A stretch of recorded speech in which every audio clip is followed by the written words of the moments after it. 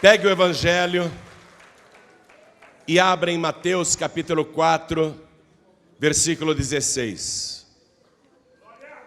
Evangelho de Mateus capítulo 4, versículo 16. Todos já acharam?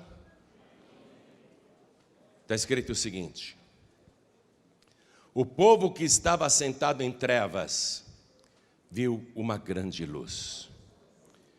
E aos que estavam assentados na região e sombra da morte, a luz raiou. O povo que estava assentado em trevas viu uma grande luz. E aos que estavam assentados na região e sombra da morte, a luz raiou. Eu vou ler mais uma vez, e cada pessoa que está comigo aqui na sede da Paz e Vida em São Paulo, Brasil, repete em seguida. Vamos lá. O povo, bem alto, o povo que estava sentado em trevas viu uma grande luz. E aos que estavam assentados na região e sombra da morte, a luz raiou. Amém? Então vamos desocupar as mãos. E quem crê, dê a melhor salva de palmas para esta palavra. Vamos aplaudir com as melhores palmas que pudermos dar agora. As melhores palmas. Porque você está aplaudindo a palavra de Deus. E quando você aplaude a palavra de Deus, você está aplaudindo o próprio Senhor Jesus, porque Ele é o Verbo, Ele é a palavra, o nome pelo qual Ele se chama é a palavra de Deus. Aplauda, aplauda, aplauda e glorifica. Você que está nos ouvindo à distância, no Brasil, ou em Portugal, Angola, Moçambique, Cabo Verde, Timor-Leste, Tomé e Príncipe, Macau, povos de língua portuguesa, brasileiros espalhados pelo mundo, que estão ouvindo, glorifiquem a Deus conosco agora. Isso, dá glória, glória, glória. Continua, continua. Meu Deus, o teu Espírito me mostra que em toda parte deste globo terrestre, neste exato momento tem alguém te glorificando. O Senhor sabe quem é. Localiza cada uma destas vidas e sobre cada uma delas derrama a tua bênção, a tua virtude, o teu poder. Agora, Pai, a tua palavra vai ser pregada. Vem com teu Espírito, tome o lugar do pregador, tome a boca do mensageiro. Envia a tua palavra com poder e autoridade. E que a tua palavra vá, percorra toda a terra e produza o resultado para o qual está sendo mandada. Em nome do Senhor Jesus. Diga amém, Jesus. Glória a Deus. Quem está sentindo a presença do Senhor aqui? Vamos dar mais uma salva de palmas.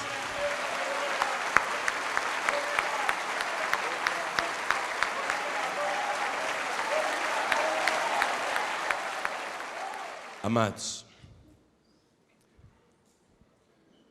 antes de o Senhor Jesus pisar neste planeta,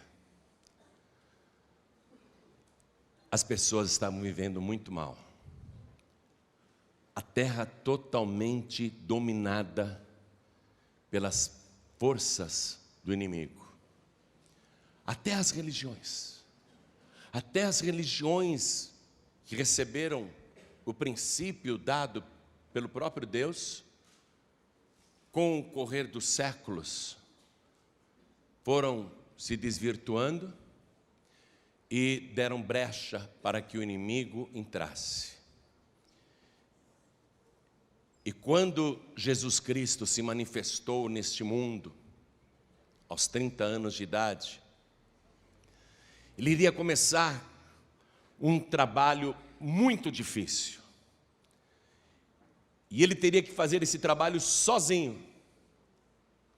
Uma tarefa gigantesca, mas Ele não poderia contar nem com a ajuda de Deus e nem com a ajuda dos anjos de Deus. Inclusive, no momento da sua prisão, quando Pedro tirou a espada e reagiu, e chegou a ferir até um soldado do templo chamado Malco, Jesus disse para Pedro: Pedro, você não acha que eu agora poderia pedir ao Pai 12 legiões de anjos e Ele não me mandaria? Você acha que eu não poderia fazer isso? Então Jesus, Ele não podia fazer o trabalho contando com estas ajudas externas. E até no momento em que Ele iria morrer na cruz, Ele iria estar totalmente só. Daí Ele ter feito aquela oração em aramaico, antes de entregar o corpo, antes de render o espírito. Ele orou: Eloi, Eloi, lama sabachthani, porque Ele estava só. Então, desde o princípio, Ele sabia que teria de fazer isso sozinho, e era uma tarefa enorme, gigantesca, porque todo o planeta já estava dominado pelo mal. E o Senhor Jesus analisou aonde que o mal estava mais concentrado para Ele agir. E Ele viu que era em Israel, justamente a nação dos descendentes de Abraão, que receberam dele mesmo a lei. Mas que havia em Israel um lugar onde os demônios tinham predileção, onde a obra e a luta deveria ser mais acirrada e onde ele deveria estabelecer o seu quartel-general.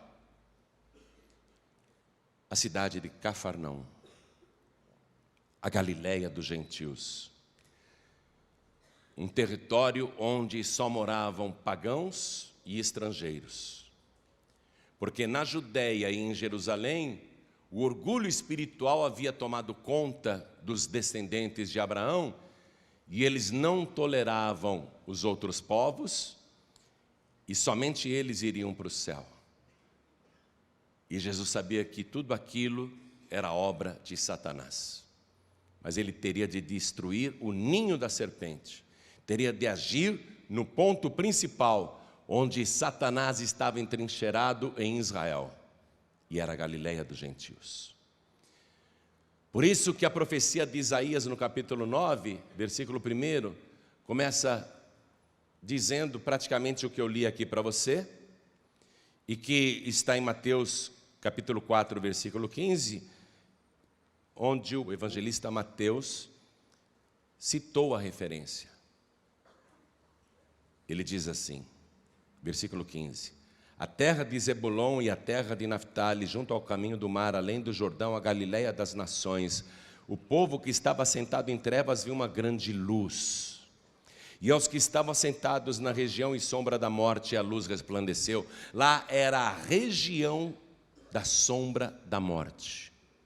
O triunfo de Satanás é a morte, porque ele veio para matar, para roubar e destruir. Lá era a região da morte. Você está compreendendo por que Jesus tinha que agir em Cafarnaum e na Galileia? Porque Satanás tinha ali o seu triunfo, a morte, as trevas. Então Jesus foi para lá. O diabo estava tão mal acostumado em Israel que ele frequentava igrejas. O diabo era assíduo frequentador da sinagoga de Cafarnaum, a principal igreja daquela cidade. Na verdade era uma aldeia, mas já com pujança de cidade. O diabo frequentava a igreja religiosamente. Estava tudo tão dominado que Satanás frequentava a sinagoga. Aí Jesus Cristo se muda justamente para o ninho da serpente, e ele vai primeiramente na sinagoga de Deus, que na verdade havia se transformado na sinagoga de Satanás. Tanto que ele fala isso em Apocalipse várias vezes. Ele vai na sinagoga que deveria ser de Deus, mas onde Satanás tranquilamente participava dos trabalhos daquela igreja. E quando Jesus entra naquela igreja, naquela sinagoga, porque a sinagoga é a igreja dos judeus, quando ele entra lá, o demônio fica oriçado. O demônio se manifesta num homem, num frequentador, num religioso. E pela fala do demônio, a gente percebe que não era um só demônio, mas muitos. E o demônio diz, com aquela voz horrível, né? O que vieste fazer aqui, Jesus? O que o senhor veio fazer aqui? O diabo estava tão à vontade na igreja, que o diabo diz, o senhor está no lugar errado. O que o senhor veio fazer aqui? Isso aqui é a sinagoga de Satanás. O que o senhor está fazendo aqui nessa igreja? O diabo não se conforma que o próprio Deus tem entrado numa igreja que não tem nada de Deus. O que vieste fazer aqui, Jesus? E o diabo, não recebendo resposta, ele pergunta de novo, vieste destruir-nos? Falou no plural. Era um homem possesso, mas vários espíritos imundos nele, que frequentavam a igreja, que estavam naquela igreja. Por quê? Porque ali era a região da sombra e da morte. O povo estava em trevas. Ninguém sabia discernir o que era de Deus e o que não era. E para um cego espiritual, é difícil mesmo entender, discernir. Deve ser de Deus, porque aqui é uma sinagoga. Aqui se fala de Deus, o cego ele não percebe. Porque todos estavam na escuridão espiritual.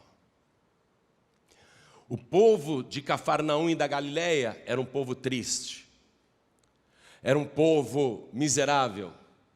Era um povo sem oportunidades e um povo sem esperanças. Um povo que já estava há centenas e centenas de anos, por vários e vários séculos, vivendo o mesmo estilo de vida. Os estrangeiros que mudavam para a Galileia traziam seus costumes religiosos, seus rituais de feitiçarias, suas obras das trevas, seus ídolos, seus deuses, suas divindades, suas entidades. O território estava todo dominado. Aquele povo vivia na escuridão, vivia nas trevas. Aquele povo que nascia na Galileia e que vivia na Galileia ou que se mudava para a Galileia, era um povo que acordava pela manhã e não tinha prazer no dia. O dia se arrastava, cheio de necessidades, faltando trabalho, faltando comida, problemas familiares, angústias, doenças, sofrimentos.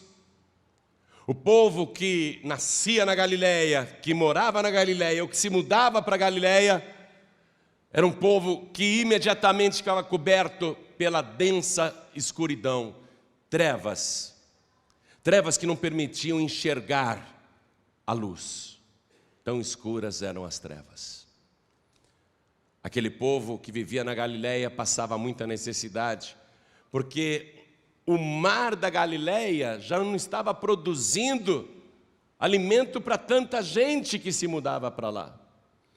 E o que eles pescavam, além de comer, precisavam vender para Jerusalém e para a Judéia, para conseguir algum dinheiro. E eles eram paupérrimos, faltava dinheiro, faltava recursos para tudo. Aquele povo não tinha nada. E um povo acometido de doenças e que vivia o preconceito de serem galileus, de serem moradores da Galileia. Os demônios tinham tomado conta de tudo. Então, ampliando a pergunta de Satanás, Satanás está perguntando, o que vieste fazer aqui na Galileia? Não só nesta igreja, mas aqui na Galileia. Vieste destruir-nos? Porque em toda parte tinha demônios. Demônios que causavam sofrimento, angústia, medo, escuridão, depressão, tristeza, miséria, sofrimento, doenças. Em toda parte, pessoas leprosas. Em toda parte, pessoas cegas. Em toda parte, pessoas tortas. Pessoas que não se recuperavam de derrames nem de infartos. Era um povo andrajoso, um povo que se vestia como miseráveis. Era um povo assim, um povo desprezado. Porque onde o diabo está, é isso que ele produz de resultado. Qualquer lugar que está dominado por Satanás será um lugar cheio de misérias, cheio de doenças, cheio de tormentos, de sofrimentos, de angústias, de escuridão, de pavor, de depressão. Todo lugar que o demônio domina é um lugar onde as pessoas sofrem muito. Você pode pegar o pai de santo mais rico do nosso país, que atende políticos e artistas, jogadores de futebol, e eles sempre dão o mesmo testemunho quando se convertem. Entrava muito dinheiro, mas eu não tinha nada dentro da geladeira. Entrava muito dinheiro no meu centro, no meu terreiro, mas eu não tinha saúde, não tinha paz. Eu me lembro do testemunho de uma mulher que disse: pastor, eu tinha o meu congá dentro de casa, eu atendia os principais políticos do Rio de Janeiro, eu atendia artistas da TV Globo, que eu não vou falar o nome. Na frente da minha casa, aqueles carrões que vinham, principalmente de sexta-feira, para os trabalhos. E eu me sentia uma mulher importante. Mas depois que eu atendia todas aquelas personalidades e recebia delas bastante dinheiro, quando eu entrava em casa, era um inferno. Todo mundo discutia, todo mundo xingava meus filhos, meu companheiro, todo mundo brigando. Não tinha paz. Um dia eu liguei o rádio para ouvir música, que eu estava muito de cabeça quente. Aí você já sabe o que aconteceu, né?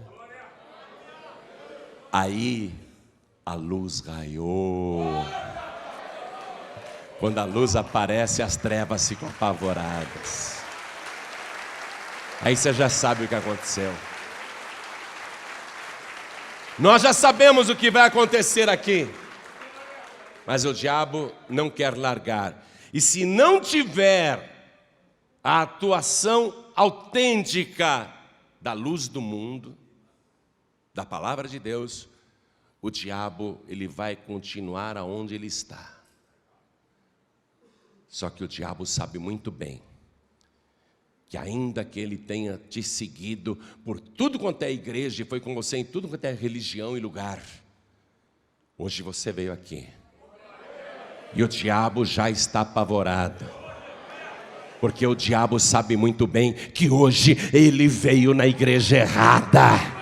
Aqui não é a sinagoga de Satanás, aqui é a casa do Senhor Todo-Poderoso. O Espírito de Deus está neste lugar, a luz do mundo está aqui, e onde a luz está, as trevas têm de sair.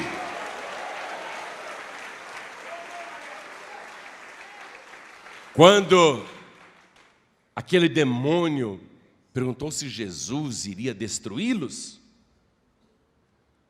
Jesus não deu resposta, porque um dia eles serão. Aí o diabo diz: eu bem sei quem tu és. Tu és o Santo de Deus.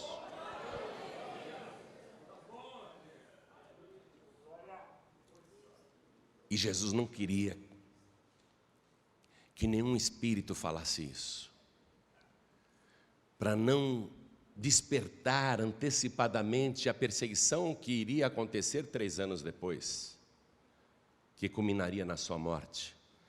Jesus tinha muito trabalho para fazer, então ele não queria permitir que o demônio o denunciasse.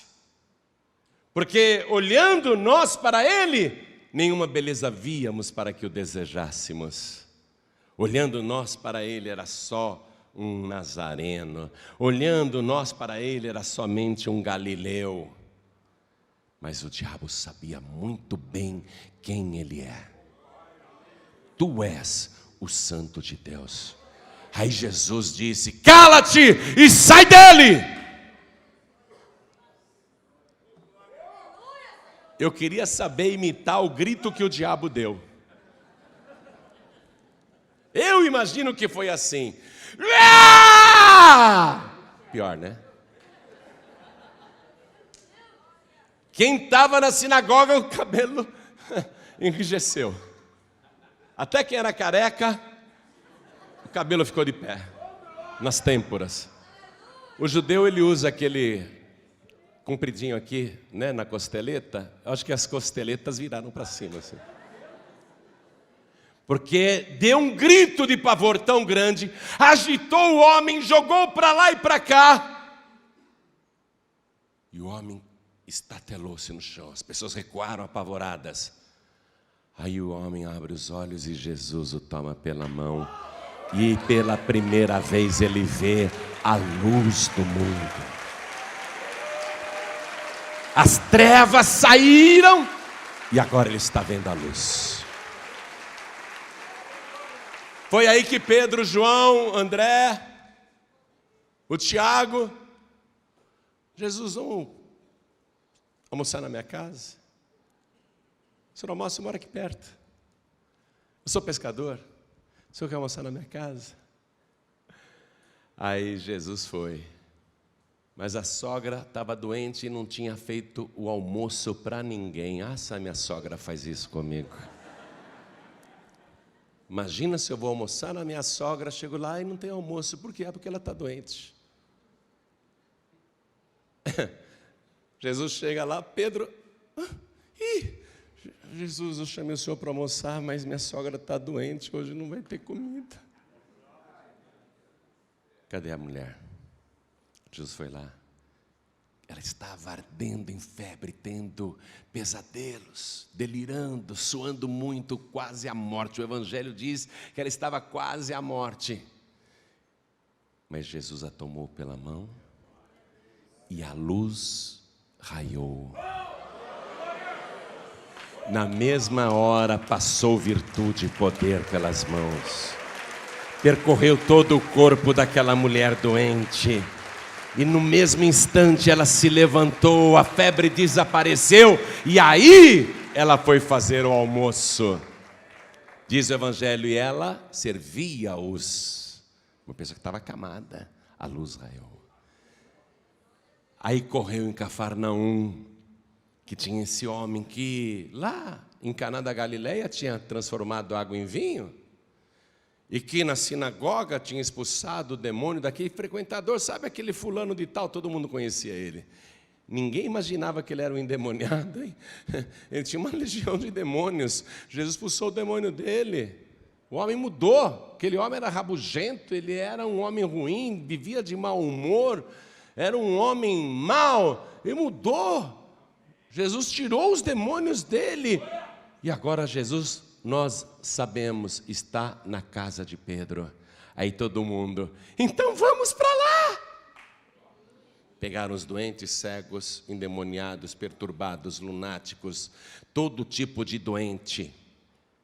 Todo tipo de doente. Eram tantos que cercaram a casa. Não tinha nem como entrar. Mas o Evangelho diz que os demônios saíam gritando. Tinha muita gente endemoniada. Os demônios saíam gritando. E os paralíticos eram curados.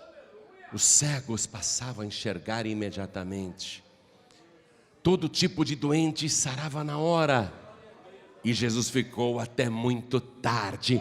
E num único dia, numa única noite, naquele sábado, Jesus Cristo curou praticamente todos os doentes da região. E libertou todos os oprimidos do diabo. Fez uma limpeza completa. e disse: aqui vai ser o meu quartel-general, eu vou ficar aqui nesta casa. E assim Jesus foi operando suas maravilhas, foi realizando os seus sinais, fazendo as suas obras maravilhosas, e todos ficavam admirados. Foi assim que Jesus realizou a primeira pesca onde não tinha peixe, foi quando ele chamou Pedro para ser pescador de almas, e Jesus Cristo vai providenciar multiplicações de pães e peixes 2 vezes, vai fazer mais uma pesca maravilhosa, e continua operando. Um dia ele está indo com os discípulos por um caminho e tem uma multidão atrás dele, porque todo mundo queria ficar perto de Jesus. E aquela multidão festiva, alegre, está entrando numa cidade que Jesus vai evangelizar, uma cidade murada. Uma cidade pequena, é verdade, é praticamente uma aldeia, mas saindo da cidade, tem uma multidão muito triste e arrasada. Uma multidão que ainda não viu a luz. Uma multidão que ainda está nas trevas. E essa multidão tem na frente uma viúva que chora, porque não bastasse ter perdido o marido alguns anos antes, ela que só tinha um filho, agora está indo com aquela multidão, carregando o caixão do filho para sepultá-lo, porque o seu único filho morreu. Você quer coisa mais tenebrosa, mais trevosa do que a morte? Porque a morte apaga toda a luz. A morte traz escuridão. Até as pessoas que não foram atingidas pela morte, mas estão vendo um morto, ficam em trevas. A morte é um triunfo de Satanás. E Satanás estava com a sua multidão. A multidão nas trevas e na sombra da morte, levando aquele jovem que devia ter uns 12 anos apenas, morto, pálido, num esquife. E há um contraste grande entre quem é da luz e quem é das trevas. Os que são da luz e estão com Jesus, é uma multidão festiva, é uma multidão que comemora, é uma multidão que dá glórias a Deus, é uma multidão que vive sinais, prodígios e maravilhas, é uma multidão que está vendo Deus agir em todo o tempo, é uma multidão que só tem motivos para se regozijar. Quem está com Jesus é assim. A minha esposa costuma falar assim: quer ver o João Ribe triste? Pega ele na hora que vier um problemão, e aproveite os 15 segundos, que ele vai ficar triste. Se me vier um problemão, eu vou ficar triste 15 segundos. Mas você pensa que eu sou bobo alegre? Você pensa que eu sou um cara fantasioso? Um iludido? Um cara que vive com a cabeça nas nuvens? Eu não vivo com a cabeça nas nuvens, eu vivo com a cabeça no trono de Deus, eu vivo com a cabeça lá na glória. Pode vir o problema que for, pode vir a tormenta, a tempestade, pode vir todos os demônios do inferno, mas eu sei que eu estou com a minha cabeça e o meu pensamento, o meu coração firmes em Deus. Eu sou um homem alegre, mas porque eu estou na multidão que tem Jesus. Se você ficar comigo com essa multidão, você vai ser até chamado de bobo alegre, boba alegre. Mas você vai saber que você não é nada disso. Você é uma pessoa bem-aventurada, uma pessoa mais do que feliz. Mas quem está nas trevas só chora, só sofre, tem depressão, angústia. E aquela multidão que está saindo da cidade de Naim é uma multidão muito triste e pesarosa, porque sentiu a dor, pobre mulher. Marido morreu e ela só tinha um filho. E a pior coisa que tem é um pai, uma mãe, fazer o funeral do próprio filho ou da filha. É uma dor, é uma dor, é uma dor que nunca passa. O pai e a mãe que sepultam um filho sofre uma dor que nunca passa. E quando é o dia do funeral, aquela dor é intensa. É como se fosse uma espada que atravessou o coração. A dor por dentro não tem fim. É uma dor insuportável. Esta viúva, esta mãe está com essa dor. E ela chora. Porque tem o direito de chorar. E ela está chorando. Ela está vestida toda de preto, 2 lutos. Não tinha nem tirado o luto do marido, agora o luto pelo filho. Ela está chorando.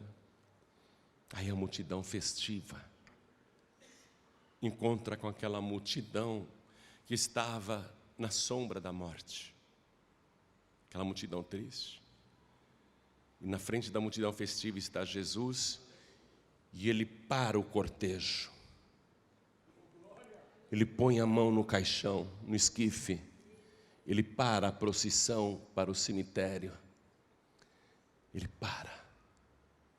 Ele olha para aquela mulher, a mãe que chorava tanto, e diz: não chores. Ele nem responde nada. Como que a gente pode chegar para uma pessoa e dizer não chore, né? Numa situação dessa? Pelo contrário, a gente chora junto. A gente fica tão comovido que a gente chora junto. A gente não tem palavras. A gente pode chegar para uma mãe que perdeu o filho e dizer: sinto muito. A gente pode chegar para uma mãe que perdeu a filha e dizer: eu lamento, meus pêsames. Mas nem eu, nem você, jamais chegaríamos para uma pessoa nessa situação para dizer esta frase imperativa que Jesus Cristo disse. Ele ordenou, ele não pediu. Ele disse: não chores. Ainda que haja muito carinho nessa frase, muito amor, é uma ordem. É uma ordem. Eu sei que tem mães aqui que perderam filhos. Eu sei que tem pais aqui que perderam filhos.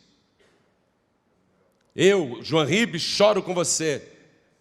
Mas Jesus Cristo hoje está te dizendo: não chores. Ele está dando uma ordem: pare de chorar. Não chore mais por isso. Eu sei que o Espírito Santo está falando com alguém em especial, tanto aqui na igreja como pelo rádio agora. Pessoas que perderam até a alegria e o sentido da vida, porque o filho morreu, a filha morreu. Mas Jesus Cristo está falando com você também: não chores. Eu não sei se a mulher parou de chorar. Eu não sei se ela ignorou o que Jesus disse. Eu não sei se ela pensou: como não chorar? Eu perdi meu único filho.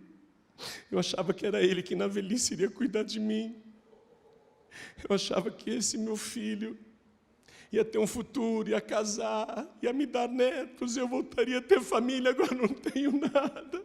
Eu não tenho mais família. Quem sabe se ela pensou tudo isso. Eu esperava tanto que esse meu filho um dia se casasse. Eu esperava tanto que um dia esse filho me desse netos e netas e cuidasse de mim quando eu ficasse bem velha. Eu não esperava morrer tão jovem. E vem esse estranho aí, nem conheço, vem falar para eu não chorar. Será que ela pensou tudo isso? Talvez sim. Ou de repente, ouvindo aquela voz que ela nunca tinha ouvido antes, ela parou de chorar. Quem sabe o que aconteceu? Ninguém dá esse detalhe. Quem sabe na mesma hora ela parou o choro, não sei. Eu só sei o que está escrito. E o que está escrito é que Jesus olhou para o defunto. Aquele defuntinho, magrinho, branquinho, estava pálido. O sangue já tinha descido para as costas. Aquele defuntinho estava todo enfaixado, porque eles enfaixavam os defuntos, colocavam especiarias, ungüentos, perfumes. Jesus olhou para aquele defunto no caixão. Só Jesus. Ele está na região da sombra e da morte. Ele está vendo ali o que o diabo faz até com criança. Até com criança, olha o que o diabo faz até com criança. E Jesus Cristo diz: menino, eu te digo, levanta-te. O pessoal segurando o caixão e olhando. O defunto abre os olhos. Aí ele se senta no caixão. E todo mundo segurando o caixão e ele sentado agora. E ele olhando em volta. Mãe! E a mãe: filho! Cadê o choro? Cadê o choro? Aquela mulher chorou a noite inteira, mas a palavra se cumpriu. O choro pode durar uma noite, mas a alegria vem pela manhã, quando você encontra o Senhor Jesus.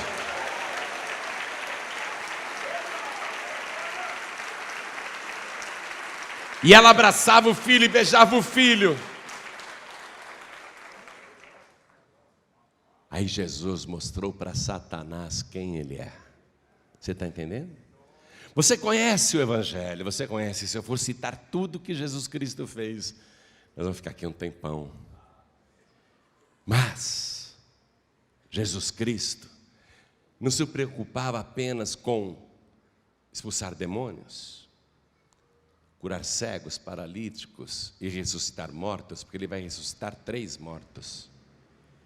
Filho da viúva de Naim, a filha de Jairo e o próprio Lázaro, que estava morto há 4 dias. Mas Jesus Cristo se preocupava com as questões mais comezinhas da nossa vida. As questões mais triviais da nossa vida. E uma das questões mais comuns, que eu acredito que a grande maioria do povo brasileiro está sofrendo hoje, é a falta de dinheiro, a falta de ter o que comer, a falta de mantimento dentro de casa, a falta de emprego, a falta de trabalho, ou trabalho sem resultado. Jesus se preocupava até com isso. Quando Pedro foi abrir a boca para Jesus: os cobradores estão aí na porta, e nós não temos dinheiro. E não tinha mesmo dinheiro dentro de casa. Dentro de casa não tinha. Mas Jesus sabia onde tinha e como providenciar, né? Antes que Pedro abrisse a boca, Jesus perguntou: você acha que os reis da terra cobram impostos dos próprios filhos ou só dos discípulos e cidadãos e súditos? Aí Pedro pensou: eu acho que o rei não cobra imposto do príncipe.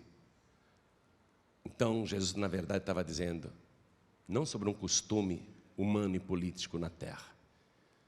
Ele estava dizendo: o dono da terra, o rei, é o meu pai. Eu sou o filho do rei. Você acha esse imposto que estão cobrando aí na porta é do templo? Você acha que eu, sendo o filho do rei, do dono, você acha que eu devo pagar o imposto do templo? Será? Jesus poderia dizer: eu não vou pagar coisa nenhuma. Seria a mesma coisa que ele dizer: eu não vou dar o dízimo coisa nenhuma.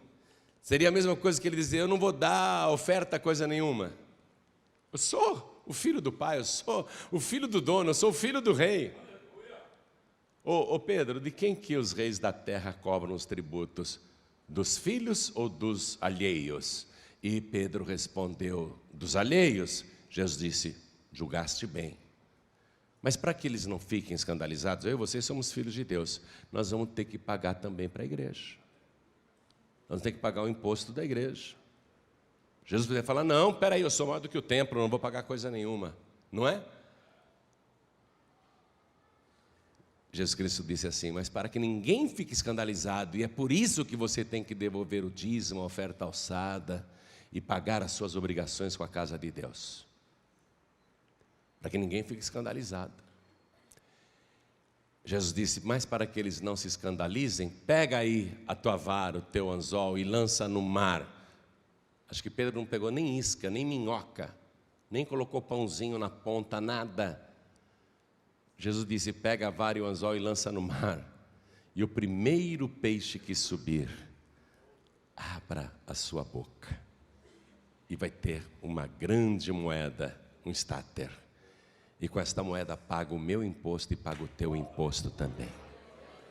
Você está com problema financeiro? Você é filho de Deus, é filha de Deus?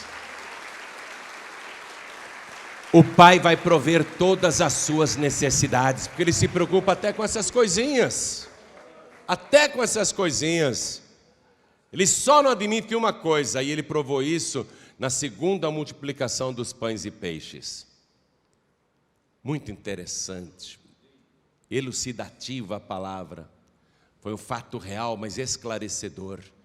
Jesus vê aquela multidão faminta. Jesus fala assim para os discípulos: estão comigo há 3 dias. Eles não têm o que comer. Eu não quero mandar eles embora assim, para que não desfaleçam pelo caminho. E eles fazem o cálculo: Senhor, precisamos de praticamente 1 ano de salário aí para comprar pão para essa multidão. E olha só, mesmo assim, cada um vai comer só um pãozinho. Olha lá, hein? Nós não temos dinheiro. Os discípulos pensaram que Jesus estava pedindo dinheiro. Os discípulos pensaram que Jesus estava pedindo dinheiro. Você vem na igreja, você pensa que a gente vai pedir dinheiro para você, né? Que Jesus vai pedir dinheiro para você, né? Se Ele precisasse pedir dinheiro para você, então Ele não poderia ser o meu Deus, nem o teu Deus. Porque Ele é o dono da prata e do ouro. Não é? Não é Ele que precisa da gente, nós é que precisamos dEle. Então os discípulos pensaram que Jesus estava consultando: vê a bolsa aí, ó, as ofertas, vê quanto dinheiro tem. E os discípulos já foram logo dizendo: Senhor, mas nós não temos dinheiro para comprar mantimento e pão para toda essa gente, não. Nem 200 dinheiros bastariam. Mas Jesus não está falando de dinheiro, gente. Jesus está falando de maravilhas, falando de bênçãos, falando de suprimento. Jesus, Ele quer multiplicar, Ele quer abençoar. Ele não quer receber para Ele, não. Ele quer receber para você, para abençoar o que você coloca na mão dEle. Então, Jesus pergunta: o que tendes aí? E um discípulo responde: 7 pães e uns poucos peixinhos. 7 pães e uns poucos peixinhos.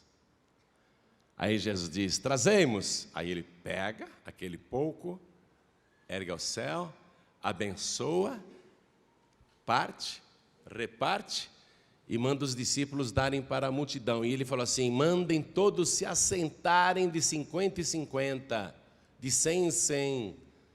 Você vê a multidão que estava sentada na região da sombra da morte, a luz raiou. Está para acontecer. Aí eles multiplicam tudo lá. Jesus faz a maravilha e manda recolher todos os cestos que sobraram. E voltam 7 cestos. 7. Jesus termina de atender as pessoas e entra no barco e diz para os discípulos: vamos passar para o outro lado, para a outra margem. E eles entram no barco e vão. E no barco Jesus viu que tinha um pão. Jesus tinha perguntado: quantos pães tendes? E alguém mentiu para Jesus. Eram 8 e alguém disse 7. Porque pensou: não vou dar tudo não sou bobo. Vou precisar depois. Vou guardar um aqui. Jesus não vai ficar nem sabendo. E aí que entra uma palavra forte que você precisa aprender para que não interrompa as bênçãos na sua vida. Porque você pode até estar duro, só não pode ser pão duro. Está entendendo? Vê lá comigo no Evangelho de Marcos, capítulo 8, versículo 13. Isso é um mistério, gente. Marcos capítulo 8, versículo 13. Quando você está com Jesus, você tem que confiar em Jesus. Você está vendo as maravilhas que Ele opera, as coisas que Ele faz, como Ele se antecipa para a sua necessidade. Pedro não precisou nem abrir a boca, Jesus já falou: faz assim, assim, assim, pronto. Jesus dá estratégias, Jesus dá direção, Jesus dá suprimento, mas Ele não gosta disso, e você precisa entender o que Ele não gosta. O que Ele não gosta, para não fazer algo que entristecerá o Espírito Santo. Aqui, ó. Após aquela segunda multiplicação de pães e peixes, versículo 13, Marcos 8,13 eu estou. E deixando a multidão, né? Tornou a entrar no barco e foi para o outro lado. E eles se esqueceram de levar pão e no barco não tinham consigo senão um pão. Daqueles 7 cestos que sobraram, eles não pegaram nenhum pão, então não trouxeram pães para o barco. O pão que está lá no barco é o pão que já estava no barco, junto com os outros 7. Quando Jesus perguntou, o que tendes aí? Olha aqui, ó. Vê o versículo 5. Quantos pães tendes? E disseram-lhe 7. Aí quando Jesus entra no barco, para passar para o outro lado do mar, eles não tinham consigo senão um pão. Esse um pão estava no barco porque já estava lá. Não era dos pães multiplicados. Eles não trouxeram da praia para dentro do barco. O pão já estava lá. Portanto, a pergunta de Jesus foi respondida de maneira leviana e errada ou até maliciosa. Não quero julgar ninguém não, mas Jesus perguntou, quantos pães tendes? Quantos pães eles tinham? Não. Quantos pães eles tinham? 8. E responderam quantos? Aí Jesus viu que tinha um pão no barco. Aí Jesus vai falar o seguinte, preste atenção, versículo 15, e só quem é espiritual vai entender. E ordenou-lhes dizendo, olhai, guardai-vos do fermento dos fariseus e do fermento de Herodes. E arrazoavam entre si dizendo, é porque não temos pão. E Jesus, conhecendo isso, disse-lhes, para que arrazoais que não tendes pão? Não considerastes nem compreendestes ainda? Tendes ainda o vosso coração endurecido? Tendo olhos não vedes, e tendo ouvidos não ouvis, e não vos lembrais, quando parti os 5 pães entre os 5.000, quantos cestos cheios de pedaços levantastes? Disseram-lhe 12. E quando parti os 7 pães entre os 4.000 homens, quantos cestos cheios de pedaços levantastes? E disseram-lhe 7. E ele lhes disse, como não entendeis ainda? Você ficou sem entender ainda, né? Muita gente falou, não entendi nada. Porque Jesus não explicou nada. Explicou sim. Ele está dizendo, quando eu peguei 5 pães e reparti por 5.000 homens, quantos cestos sobraram? Cheios? 12. E agora, quando eu peguei 7 pães, quer dizer, mais do que na primeira multiplicação, e reparti para menos gente, na segunda multiplicação, Jesus está dizendo, eu tenho mais pães e menos gente para alimentar. Quantos cestos recolhestes quando eu peguei os 7 pães e distribuí entre os 4.000? Quantos cestos voltaram cheios? 7. Quer dizer que também recolheu menos. Olha que interessante. Ele recolheu menos cestos. Ele tem mais pães para distribuir, ele tem menos pessoas para alimentar, e ele recolhe menos cestos do que da primeira vez. Jesus está enfurecido, Jesus está bravo. Jesus está dizendo, vocês têm olhos e não conseguem ver? Vocês têm ouvidos e não conseguem ouvir? Vocês têm olhos e vocês não veem? Vocês estão cegos? Eu vim aqui para abrir os olhos de vocês. Eu estou na região da sombra e da morte. Eu estou na região da escuridão. Eu sou a luz, eu vim trazer a luz, eu vim ensinar vocês, eu vim iluminar vocês. E alguém, é que Jesus não fez esse discurso, mas se ele fizesse, ele diria, mas alguém neste barco, e eu sei quem é, agiu como uma pessoa das trevas, igualzinha aos fariseus e aos herodianos. Você está entendendo agora? Alguém dentro desse barco agiu como os fariseus ou como Herodes e os seus discípulos, os herodianos. Guardai-vos do fermento dos fariseus e do fermento de Herodes. Eles ficaram sem entender, porque não temos pão. Jesus está falando o seguinte: qual é o fermento dos fariseus e qual é o fermento de Herodes?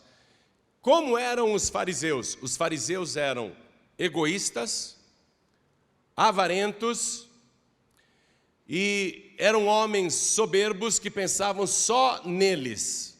E os herodianos? Os herodianos eram homens ligados ao governo, não à religião, ligados ao governo, eram, na grande maioria, de partido político, eram políticos, e você sabe que desde aquela época de Jesus, como que os políticos eram honestos. Não é? Os herodianos, eles eram desonestos, eles eram corruptos, eles eram ladrões, eram avarentos e tinham ganância, muita ganância. Jesus, tudo isso só por causa de um pão? Só por causa de um pão? É o fermento, meu filho. Um pouquinho de fermento leveda a massa toda. Não é? A senhora está fazendo lá um bolo ou um pão, um pouquinho só de fermento faz o bolo inteiro crescer. A senhora não põe fermento nenhum, o bolo fica murcho. É o fermento. Era só um pão. Não é a questão de um pão, é a questão do fermento. Quando você deixa uma pitadinha do fermento dos fariseus dentro de você, quando você deixa uma pitadinha de nada do fermento dos herodianos em você, o resultado que Deus quer operar na sua vida será prejudicado por causa desse pouquinho de fermento. Foi por causa de um pão que Jesus Cristo não conseguiu recolher mais cestos. Ao invés de ter sobrado 7, já que ele tinha 7 pães, ele tinha que ter sobrado pelo menos aí 12, com mais 5, teria que ter sobrado pelo menos 17 cestos, proporcionalmente falando. Teria que ter sobrado 17 cestos, era para ter sobrado mais e sobrou menos. Por causa do quê? Do fermento dos fariseus e dos herodianos. E o que Jesus está dizendo aqui? Olhai, guardai-vos, olhai, tem que vigiar, gente. Olhai, guardai-vos do fermento dos fariseus e do fermento de Herodes. Aí Jesus disse: como não entendeis ainda? Eu estou explicando para você por generosidade. Estou explicando para você entender. Mas Jesus ficou chateado. Eu vim trazer a luz e estas pessoas estão se comportando como pessoas das trevas. Você está entendendo o que atrapalha o milagre na tua vida? O que impede Jesus de operar maravilhas em você? É quando você deixa de olhar para a luz e começa a olhar para as trevas. É quando você, ao invés de pensar como ele pensa, você começa a pensar como as trevas pensam. É quando você deixa uma pitadinha desse fermento entrar no teu coração e teu coração fica todo fermentado. Preste atenção nisso. Jesus não precisa de você. É você quem precisa de Jesus. Não é você que dá para Ele. Você põe na mão dEle depois. Abençoar e multiplicar é com Ele. E volta para você. Tanto na primeira como na segunda multiplicação, volta sempre o cesto cheio. E quem fez a primeira, fez a segunda, tem poder para fazer a terceira. O que você não pode é deixar o fermento dos fariseus e dos herodianos entrar em você, porque eles não têm nada a ver com Jesus Cristo. Os fariseus e herodianos não têm nada a ver com Jesus Cristo. E quando você deixa esse pouquinho de fermento entrar no teu coração, Satanás começa a conquistar territórios dentro de você, e Jesus Cristo, a luz do mundo, vai ficando cada vez mais fraco na sua vida, e as trevas vão tomando conta. Sabe o que Jesus disse numa maravilha que ele fez? Olhou para um cego sentado no caminho, e os discípulos perguntaram: quem que pecou para que ele nascesse cego? Porque ele é cego de nascença. Por que ele nasceu cego? Foi ele que pecou ou os seus pais que pecaram? E Jesus disse: nem ele pecou, nem seus pais pecaram, mas foi assim para que se manifeste nele a glória de Deus. Eu sou a luz do mundo, eu vim ao mundo para que aqueles que veem não vejam, e para aqueles que são cegos vejam. Aí Jesus fez um lodo com a própria saliva e passou no olho do cego, e o cego passou a enxergar. Eu vou te dizer uma coisa: Jesus Cristo tem poder para fazer qualquer coisa na tua vida. Só não deixa as trevas entrarem. Abre o teu coração, deixa o Espírito de Deus entrar. Eu sei que você está machucado. Pastor João Ribe, sabe como que eu me sinto? Um vaso quebrado com os cacos espalhados por tudo quanto é canto. Eu sinto a minha vida despedaçada, eu perdi tudo. Minha família foi espalhada, a minha carreira, o meu dinheiro, eu não tenho mais nada, eu perdi tudo. Eu pareço um vaso quebrado.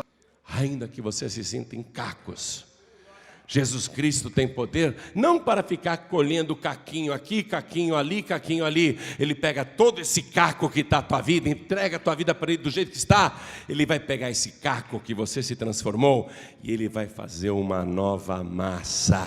E Ele vai fazer um barro novo. Ele vai colocar a saliva dEle aí com você. Ele vai colocar a essência dEle em você. Ele vai colocar a sua pureza, não um fermento, a sua pureza, e você vai ser uma pessoa abençoada. Pastor João Ribe, eu estou esquecido nos corações de todos. Os meus filhos não se lembram mais de mim. Os meus amigos se esqueceram de mim. Eu estou como um morto no coração das pessoas. As pessoas não se lembram sequer de me visitar, ou de me ligar, ou perguntar como é que eu estou. Eu me sinto um morto-vivo. Ainda que você estivesse realmente morto, nós estamos com aquele que é a ressurreição e a vida. E Ele provou isso quando ressuscitou o filho da viúva de Naim. Ele provou isso quando ressuscitou a filha de Jairo. Ele provou isso quando ressuscitou o próprio Lázaro. E Ele provou isso quando saiu da sepultura ressuscitado. Ele é a luz do mundo e Ele é o pão vivo que desceu do céu. Quando Jesus foi com o barco do outro lado do mar, a multidão aqui deu a volta, aquele mar enorme, ó, e outros foram de barquinho atrás. E conseguiram alguns chegar até antes de Jesus. Aí Jesus fala assim: vocês estão me procurando só porque eu multiplico os pães. Mas trabalhem, não pela comida que perece, mas trabalhem pela comida que permanece para a eternidade. Eu sou o pão vivo que desceu do céu. Quem comer deste pão nunca mais terá fome. Aí Jesus disse: vocês têm que procurar a mim. Ao invés de correr só atrás do pão, que você come agora e daqui 2, 3 horas está com fome de novo, coma deste pão aqui, o pão vivo que desceu do céu, e nunca mais você terá fome. Sabe por quê? Porque eu não vou deixar faltar nada para você. Nunca mais você terá fome, porque eu não vou deixar faltar nada, nada. Não vou deixar faltar nada para você. Eu vou ser o teu pastor. Quem está falando isso é Jesus, não sou eu, tá? Jesus está dizendo: eu vou ser o teu pastor. E você vai dizer: o Senhor é o meu pastor, e nada me faltará. Deitar-me faz em verdes pastos, guia-me mansamente a águas tranquilas, refrigera minha alma, guia-me pelas veredas da justiça, por amor do seu nome. Ainda que eu andasse pelo vale da sombra da morte, não temeria mal algum, porque tu estás comigo, a tua vara e o teu cajado me consolam. Preparas uma mesa perante mim na presença dos meus inimigos, unges a minha cabeça com óleo, o meu cálice transborda. Certamente que a bondade e a misericórdia me seguirão todos os dias da minha vida, e habitarei na casa do Senhor por longos dias. Busquem o pão da vida, nunca mais vai faltar nada. Quem comer desse pão nunca mais terá fome, nem fome física, porque Ele suprirá, e nem fome espiritual, porque Ele vai te sustentar. Vamos ficar todos de pé.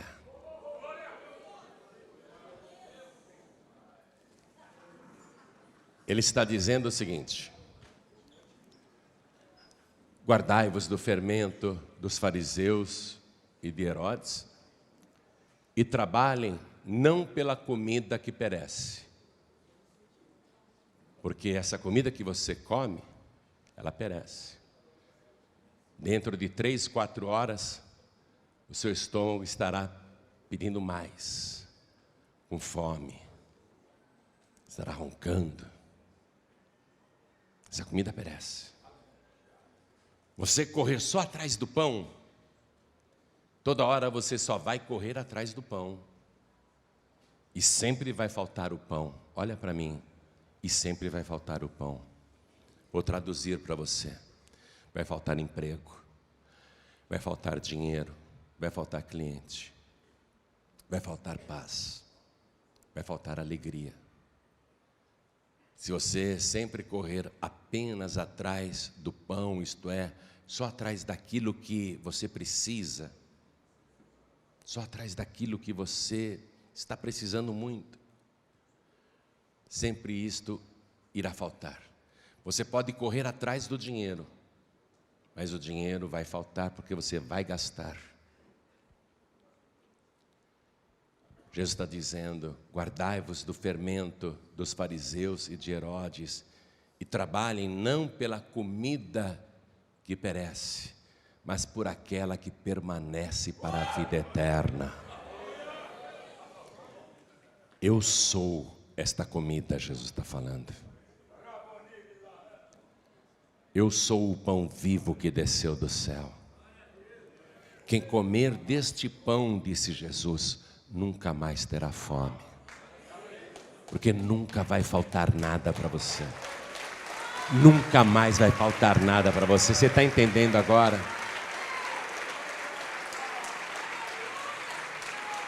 Não vai faltar nada.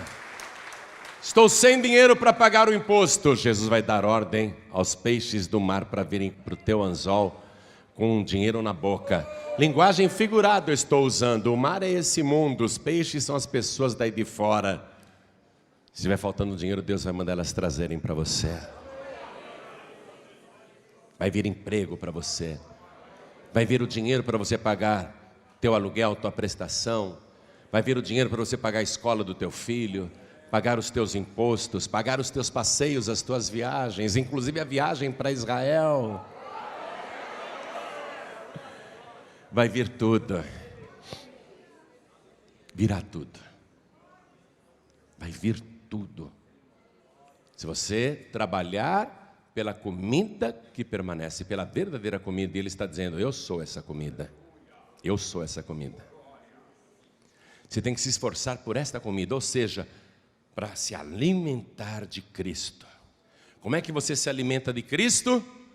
Através da pregação da palavra, através da oração, através da adoração, através de estar na presença dEle e através da mesa dEle. Através desta mesa que Ele preparou para você. na presença dos inimigos do inferno.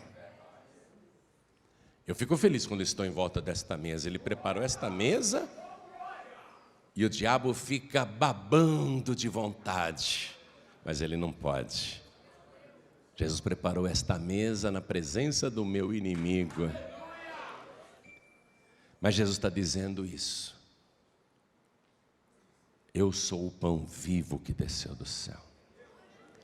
Quem comer deste pão nunca mais terá fome.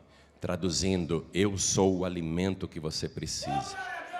Se você se alimentar de mim, nunca mais você terá falta de nada, porque eu tenho tudo o que você precisa. Mas eu em primeiro lugar, Jesus está falando, eu em primeiro lugar. E não deixe entrar o fermento de fariseus e herodianos. Jesus em primeiro lugar. Olhem todos para mim. Eu creio que você hoje veio aqui e Deus trouxe você por uma razão muito especial.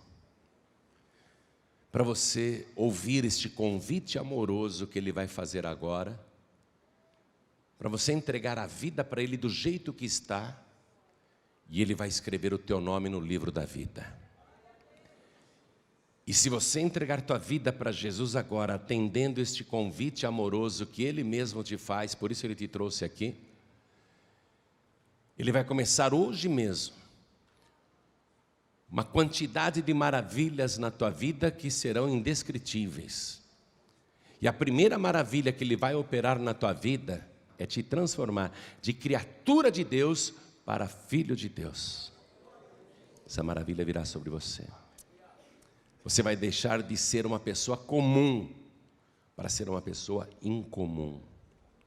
Você vai deixar de ser uma pessoa natural, como todos no mundo são, para se tornar uma pessoa sobrenatural.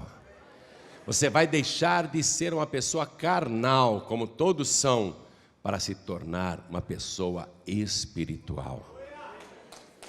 Hoje, a oportunidade se apresenta para você. Hoje é a tua vez, é a tua chance. Que bom que você veio. Que bom que você está aqui.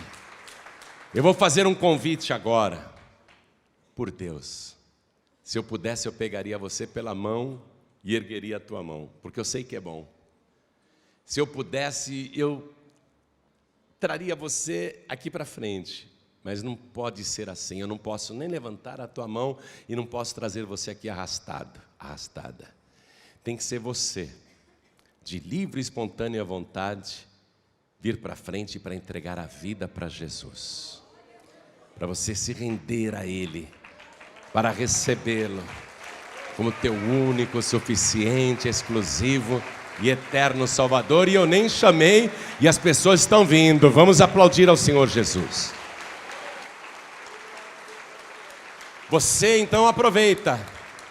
Quer entregar a vida para Jesus? Vem aqui para frente agora. Quer receber Jesus? Sai do teu lugar, vem aqui para frente agora. Todos que querem, peçam licença e digam: eu preciso ir lá na frente, porque Jesus Cristo vai escrever o meu nome no livro da vida. Vem aqui para frente em nome de Jesus. Isso, vem. Vem, querido, vem. Vem, querida, vem. Vem do jeito que você está. Vem do jeito que você está, vem. Olha aí o pessoal chegando mais.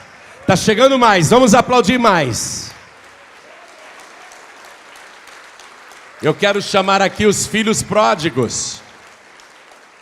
Pastor João Ribe, eu já conheço o Evangelho. Eu só não estou frequentando nenhuma igreja.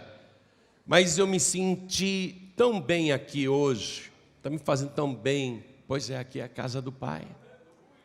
É aqui que Ele promete que você vai morar todos os dias da sua vida. Habitar na casa do Senhor por longos dias. Por isso que você está se sentindo bem aqui. Saudades da casa do Pai, né?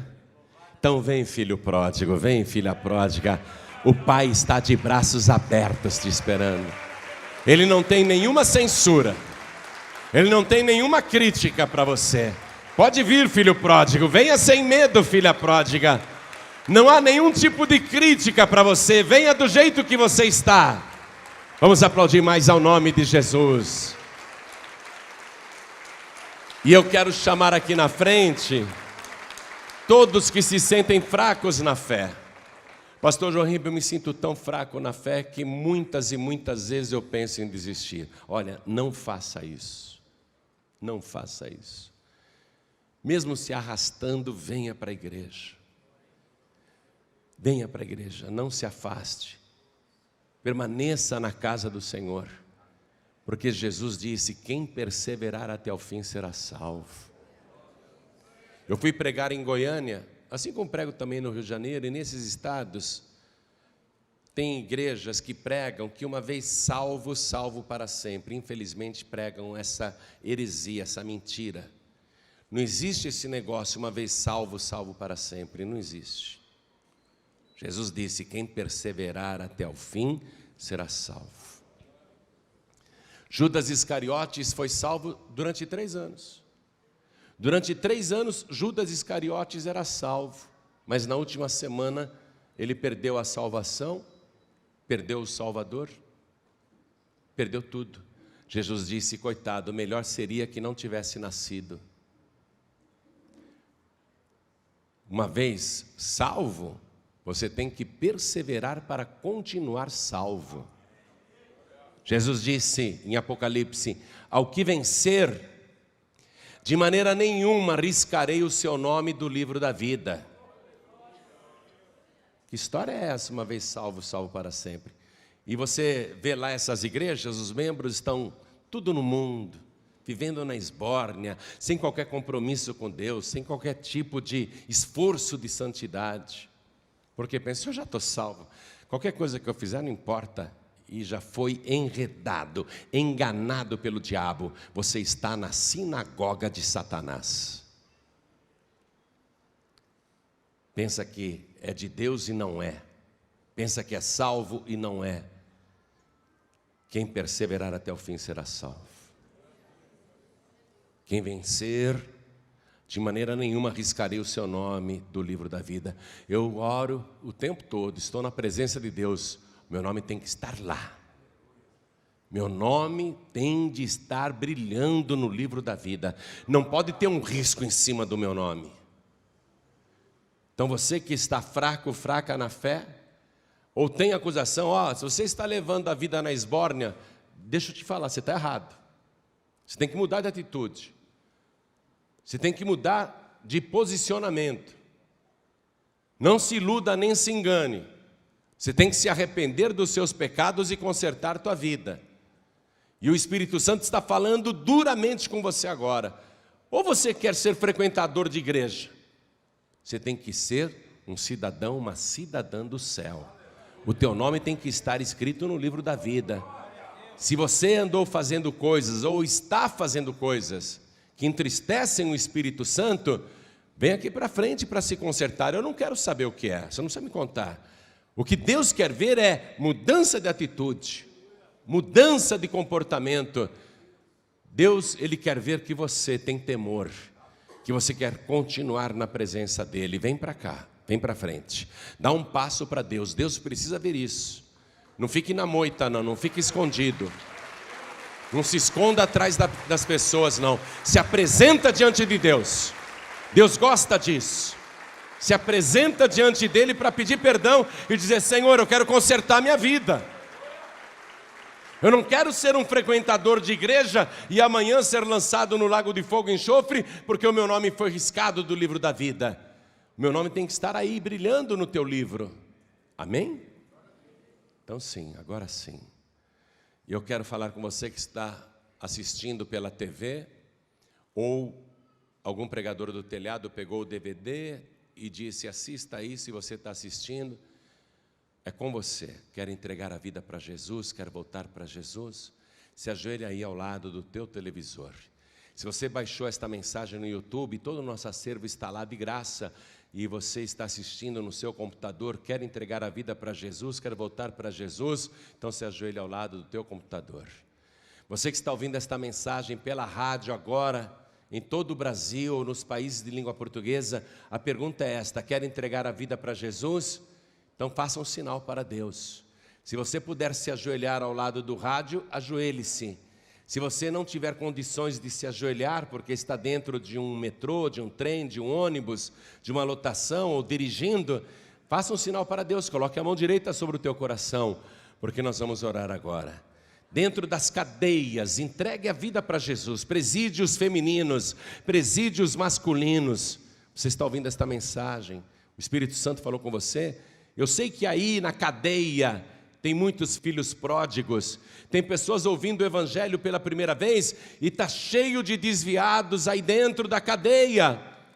Você entendeu o que eu disse? Não existe esse negócio uma vez salvo, salvo para sempre. Fosse assim, você não teria parado na cadeia, filho pródigo. Por que você está presa, filha pródiga? Teu nome foi riscado do livro da vida. Você vai deixar assim como está? Você está tendo aí nessa cadeia uma amostra do inferno, do que o diabo faz. Trevas, escuridão, essa é a região da morte. Mas agora Jesus Cristo está te ressuscitando aí dentro dessa cela. Não ligue para os outros presos, se ajoelhe ao lado do teu rádio. Quero falar com você que está ouvindo no hospital, sei que não dá nem para se ajoelhar. Está ouvindo esta mensagem aí, alguém colocou um rádio do lado, você está ouvindo, quer entregar a vida para Jesus? Faça um sinal para o Senhor. Se você não pode se mexer, pisque o olho, faça um sinal, sim, eu quero. Mas entregue tua vida para Jesus. Garanto que o teu nome vai ser escrito no livro da vida. Em qualquer lugar que você estiver, quer entregar a vida para Jesus. Você baixou esta mensagem da internet, está ouvindo também no seu computador? Se ajoelhe aí ao lado do computador. Você que está nos países estrangeiros ouvindo esta mensagem, quer entregar a vida para Jesus? Brasileiros no exterior, quer entregar a vida para Jesus? Vocês querem fazer isto? Então se ajoelhe aí ao lado do rádio. Nós vamos orar. Vou pedir para cada pessoa que veio para frente dobrar os joelhos agora. A igreja continue de pé. Vou chamar aqui do meu lado o pastor Neilton Rocha, que é meu filho na fé, e agora vai ser o seu pastor, vai cuidar de você, é um homem de Deus. Tenho muito carinho e respeito pelo pastor Neilton, porque ele é temente a Deus, é um profeta de Deus, é um homem usado por Deus. Tem uma palavra ungida e poderosa, ele e a esposa são uma bênção, eles vão cuidar de você, assim como todos os pastores aqui da Paz e Vida e obreiros também, tá bom? Então coloque a mão direita assim sobre o teu coração, os que estão aqui diante da sede da Paz e Vida em São Paulo, Brasil, e os que estão à distância com a mão direita sobre o coração, orem assim comigo: meu Deus e meu Pai. Não tenha vergonha não, diga: meu Deus e meu Pai, a tua palavra falou comigo, e eu aprendi que somente ao Senhor, o pão da vida, eu devo buscar, e só do Senhor me alimentar. Agora eu estou comendo deste pão, eu quero me alimentar do Senhor, porque quem tem o Senhor não tem falta de nada, nunca mais eu terei fome. Pai bendito, escreve o meu nome no livro da vida, porque eu declaro que o Senhor Jesus é o meu único, suficiente, exclusivo e eterno Salvador. Perdoa os meus pecados, apaga as minhas transgressões e me dê agora a certeza da salvação e também o Teu Espírito Santo para me ajudar nesta caminhada, porque eu nunca irei recuar, eu nunca irei me desviar. Eu quero do Teu Espírito para me ajudar a perseverar até o fim. E a partir de hoje, eu não orarei a ninguém mais, a não ser ao Pai, em nome de Jesus, o meu único Salvador. Assim seja feito. Amém.